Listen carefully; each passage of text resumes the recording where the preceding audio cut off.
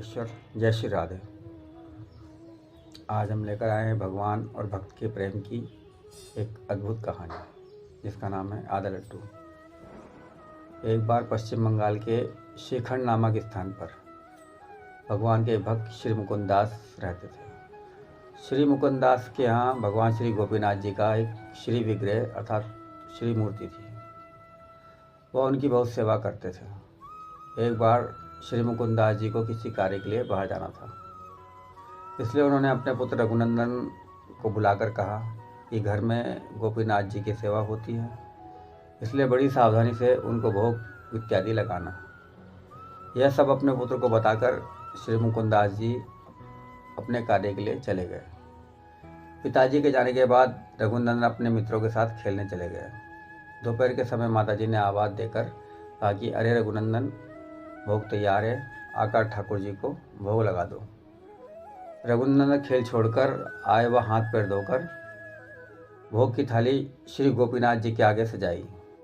फिर गोपीनाथ जी से बोले, लो जी, आप ये खाइए, ये मैं कुछ देर में आकर थाली ले जाऊंगा। इसलिए बड़े ही सरल भाव अर्थात बालक बुद्धि से रघुनंदन ने गोपीनाथ जी से निवेदन किया। फिर वे खेलने चले गए। कुछ देर बाद उन्हें याद आया कि श्री गोपीनाथ जी उनकी प्रतीक्षा कर रहे होंगे कि कब आप थाली लेने आओगे। ऐसा सोचकर वह घर के मंदिर में आए।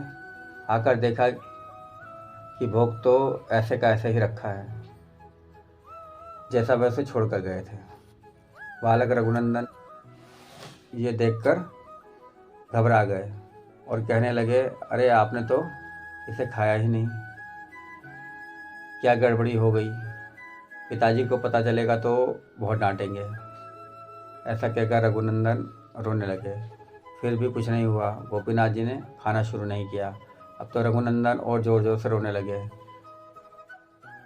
वह हाथ जोड़कर कहने लगे, आप खाओ, आप खाओ, और अनुनय विनय करने लगे।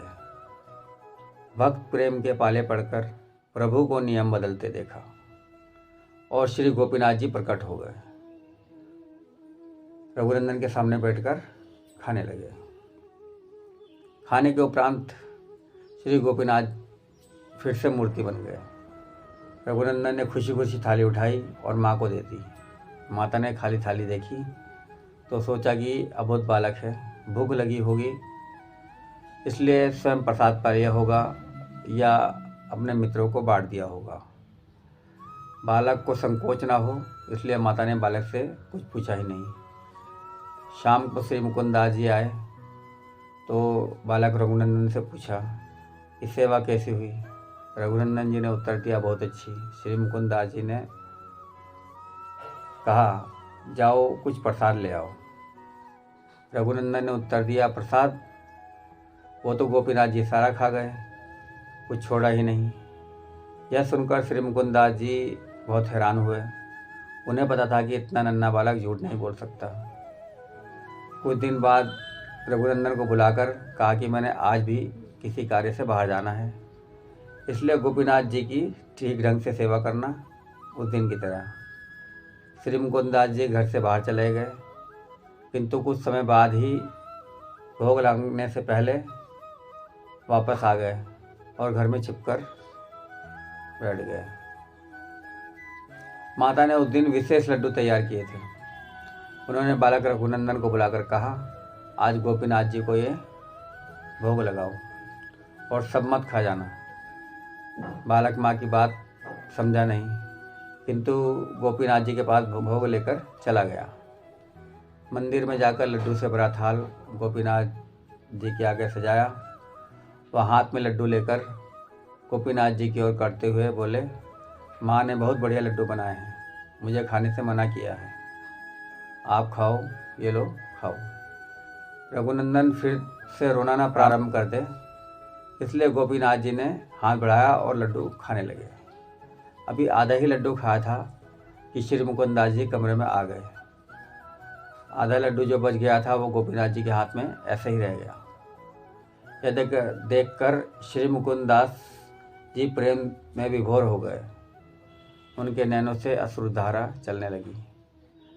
कंठ गदगद हो गया और अति प्रसन्न होकर अपने पुत्र रघुनंदन को गोद में उठा लिया।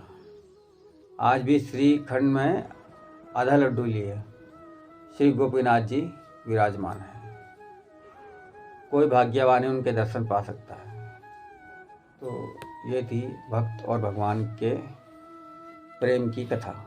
इसी के साथ जय योगेश्वर, जय श्री राधे।